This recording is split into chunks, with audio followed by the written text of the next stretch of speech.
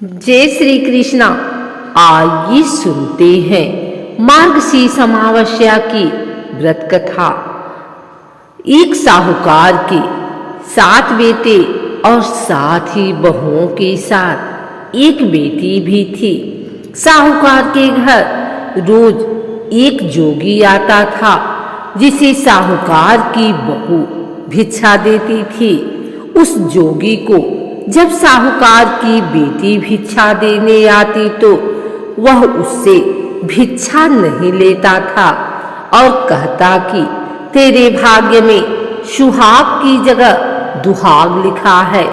लड़की को उस जोगी की यह बात बहुत बुरी लगती थी और एक दिन वह अपनी माँ से रोती रोती जोगी की बात बताती है।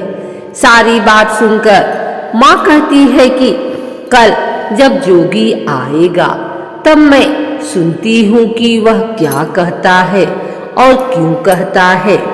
अगले दिन फिर जोगी आता है तो साहूकारनी छिपकर बैठ जाती है और लड़की को भिक्षा देने भेजती है।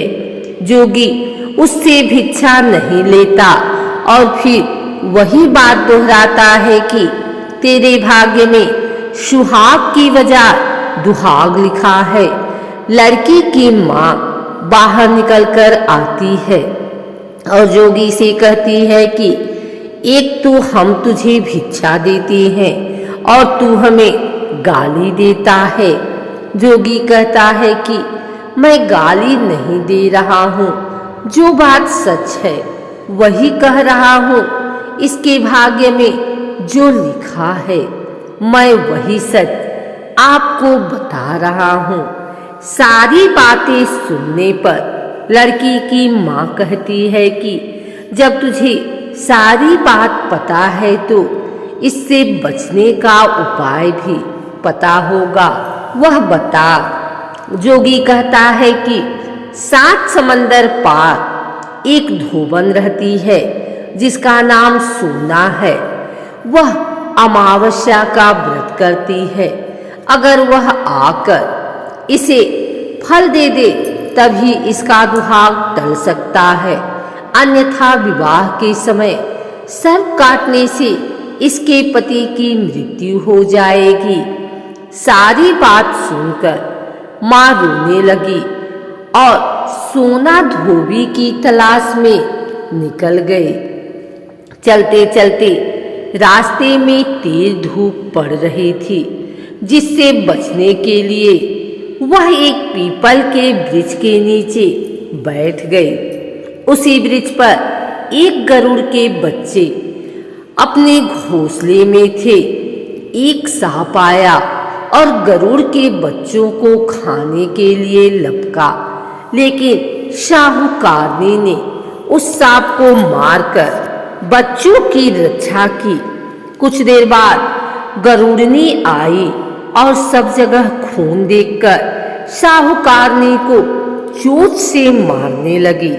साहूकारनी बोली कि एक तो मैंने तेरे बच्चों को सांप से बचाया है और तू मुझे ही मार रही है।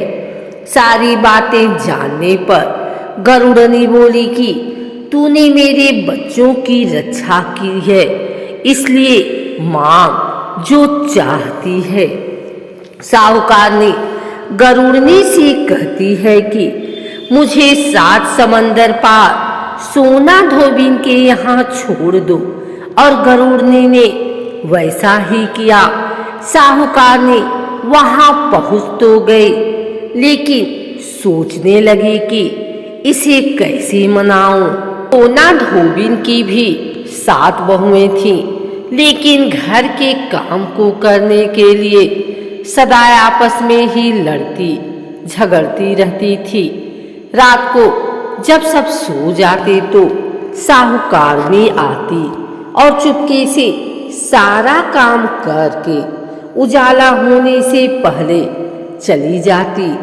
सारी बहुएं भी आपस में यही सोचती कि कौन सी बहू है जो सारा काम कर देती है, लेकिन एक दूसरे से पूछने की हिम्मत किसी की भी नहीं होती। काम करने की बात सोना धोबी ने जब देखी कि आजकल बहुएं लड़ती भी नहीं हैं और काम भी सारा हो जाता है, सोना धोबी ने सारी बहुओं को बुलाया और पूछा कि आजकल तुम लड़ती भी नहीं हो और घर का सारा काम कौन करता है? बहुएं सास से झूठ कहती हैं कि लड़ाई करने से क्या फायदा, इसलिए हम मिलकर काम कर लेती हैं। सोना धोबी को अपनी बहुओं की बात पर विश्वास नहीं होता और वह रात में जागकर स्वयं सच देखना चाहती है कि कौन काम करता है।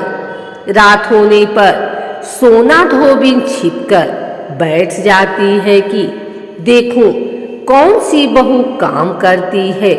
रात हुई तो वह देखती है कि एक औरत चुपके से घर में घुस रही है।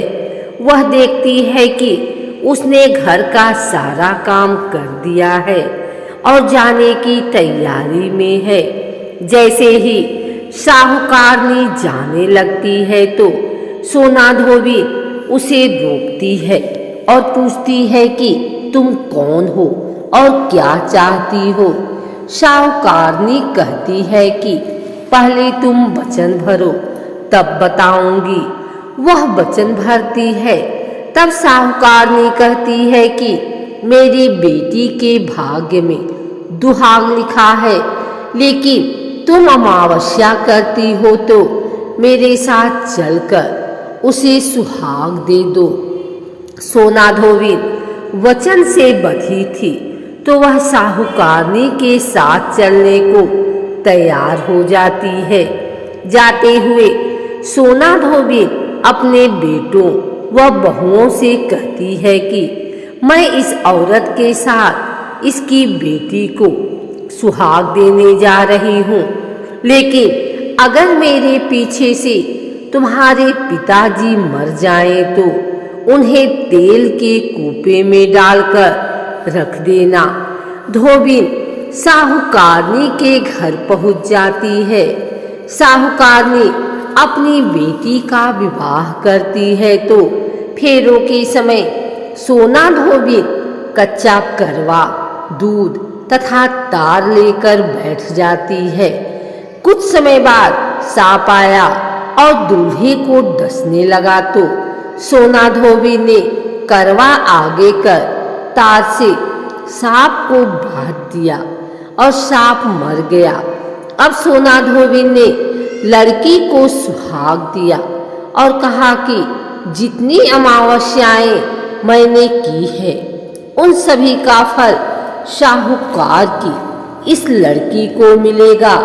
अब आगे जो अमावस्या मैं करूंगी उनका फल मेरे पति व बेटों को मिलेगा।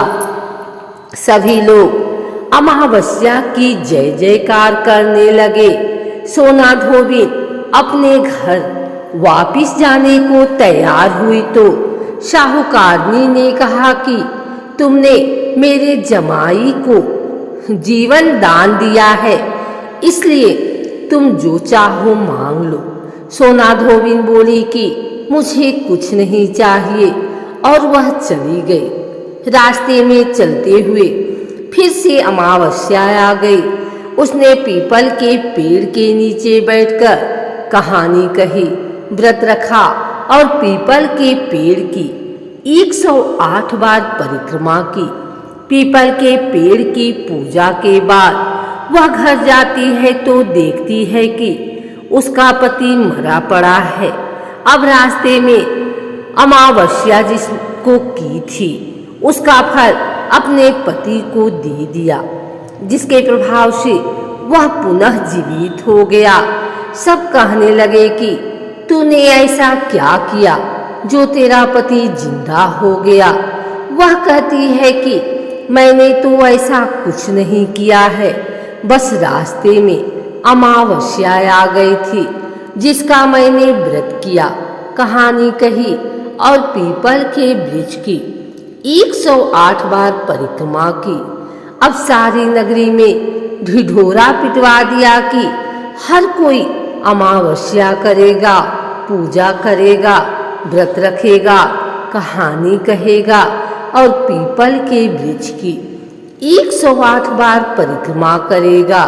अमावस्या जैसा आपने साहूकार की बेटी को सुहाग दिया, वैसे ही सबको देना।